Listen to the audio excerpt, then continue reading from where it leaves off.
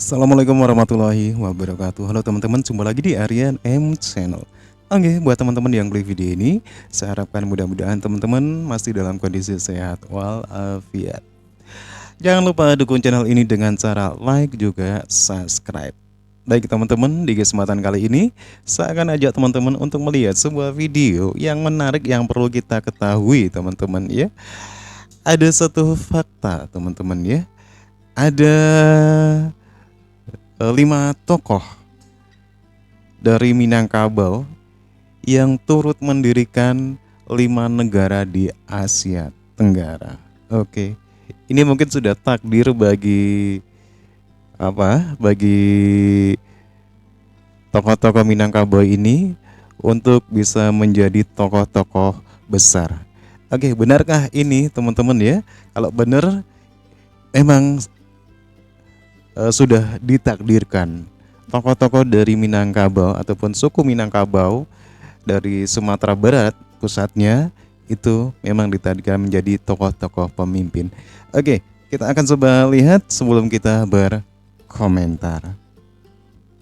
Bismillah, Assalamualaikum. Inilah 5 tokoh keturunan Minang yang turut berjasa mendirikan negara-negara di Asia Tenggara.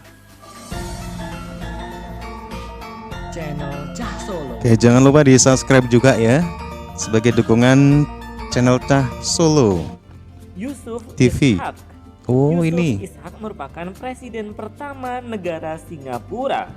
Beliau memerintah Oh, sebagai presiden ini orang sejak Minangkabau. merdeka pada tanggal 9 Agustus 1965 dan ternyata beliau adalah seorang keturunan Minangkabau.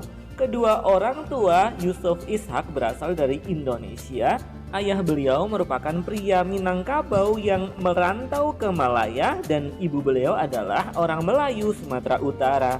Yusuf Ishak lahir pada 12 Agustus 1910 di Padang Gajah, Perak, Malaysia.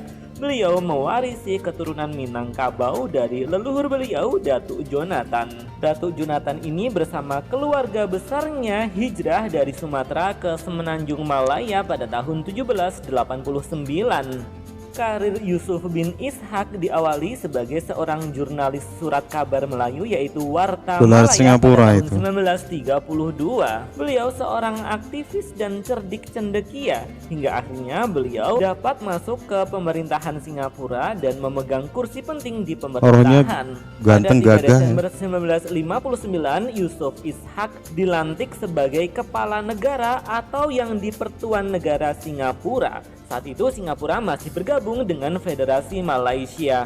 Selanjutnya, tatkala Singapura keluar dari Federasi Malaysia pada 9 Agustus Ini yang paling kanan nih. 1965, Yusuf Ishak pun menjabat sebagai Presiden Singapura yang baru merdeka itu hingga tahun 1970 setelah beliau wafat. Untuk mengenang jasa beliau, wajah beliau diabadikan pada mata uang negara dolar Singapura. Oh, ini. Masyarakat Muslim Melayu Singapura pun juga membangun sebuah masjid dan dinamai dengan nama Masjid Yusuf Ishak.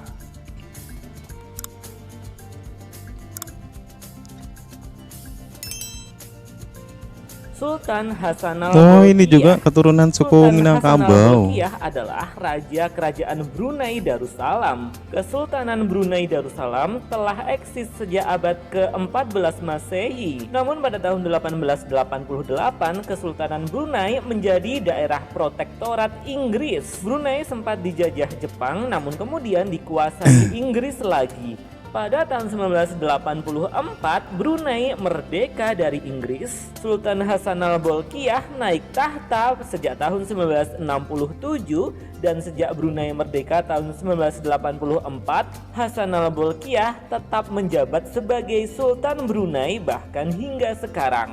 Menariknya, ternyata Sultan Hassanal Bolkiah merupakan keturunan Minang yang tepatnya berasal dari Piobang Payakumbuh, Sumatera Barat.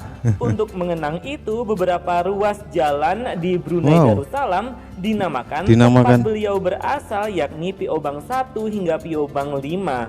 Dalam buku Tarsilah Brunei yang menyebutkan silsilah raja-raja Brunei Darussalam, diketahui bahwa pendiri kerajaan ini adalah Awang Alak Betatar atau yang bergelar Sultan Muhammad Syah. Awang Alak Betatar sendiri berasal dari Minangkabau. Wow. Oke, teman-teman ya, kalau kita bicara masalah suku Minangkabau di Indonesia ya, memang suku Minangkabau ini memang terkenal suku perantau, teman-teman ya. Di mana-mana ada suku Minangkabau, ataupun kalau saya sering menyebut ya, orang Padang ya.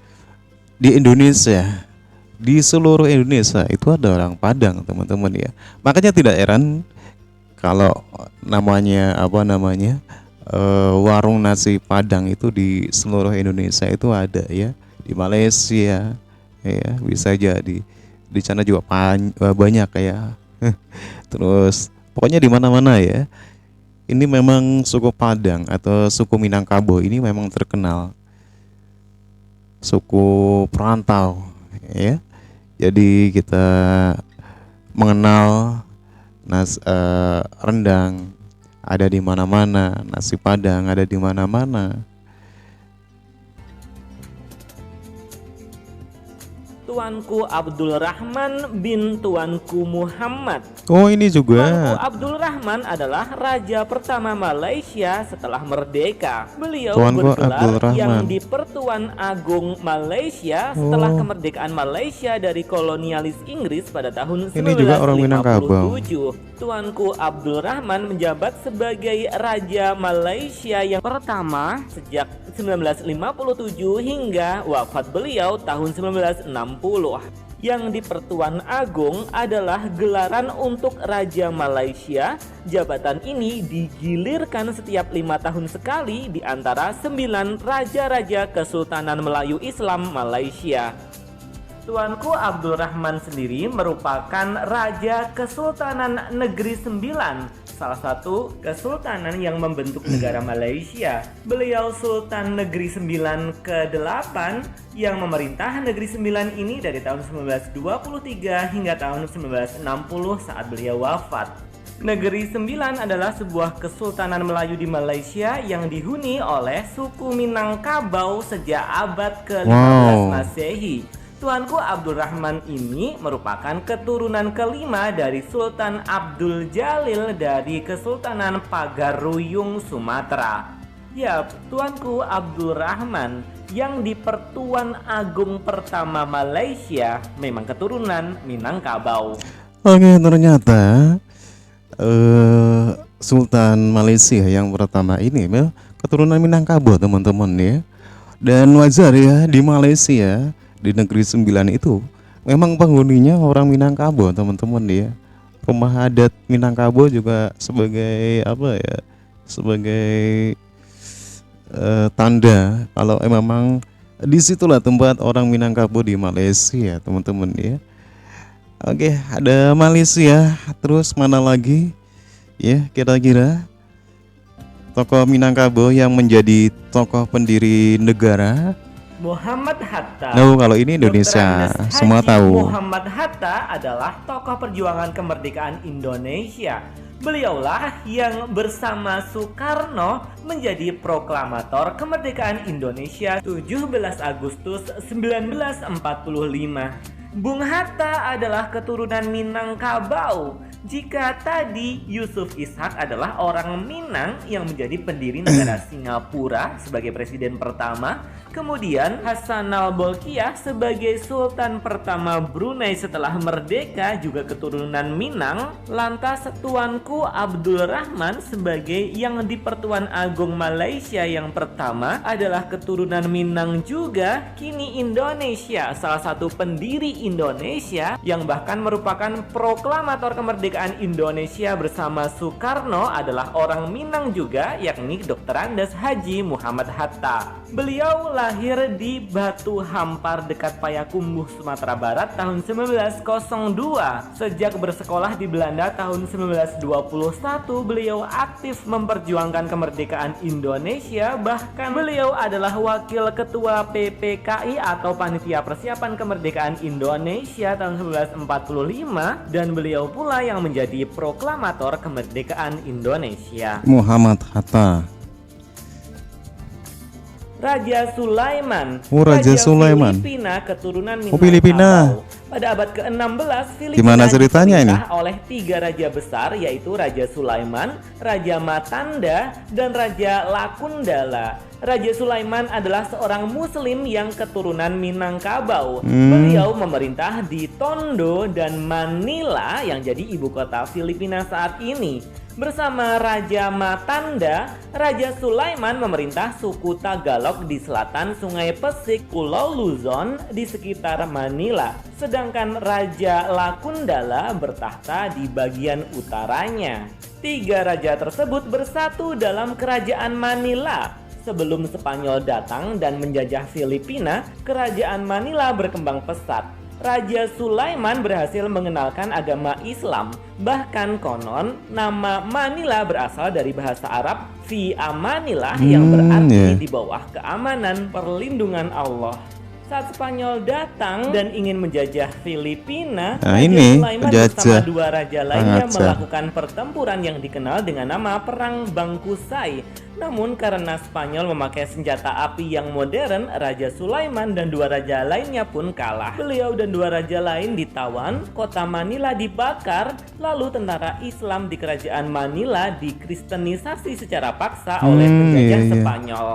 Demikian tadi 5 Oke, demikian teman-teman ya, satu ulasan video. Memang benar ya, bisa jadi orang-orang Minangkabau ini memang sudah ditakdirkan menjadi tokoh-tokoh pendiri negara. Dengan melihat, menyimak ulasan tersebut, memang terbukti teman-teman ya, dari kelima negara ini memang ada tokoh-tokoh keturunan dari Minangkabau yang hadir dalam pendirian suatu negara. Dari Malaysia, dari Indonesia, dari Singapura, dari Brunei, dari Filipina, semua itu benar-benar terbukti ya. Inilah takdir dari keturunan-keturunan suku Minangkabau yang menjadi tokoh-tokoh pendiri negara. Oke teman-teman ya, gimana menurut kalian dengan ulasan video ini, sependapat ataupun tidak? Silahkan teman-teman bisa berkomentar. Dan sampai di sini dulu. Sampai jumpa lagi di video berikutnya.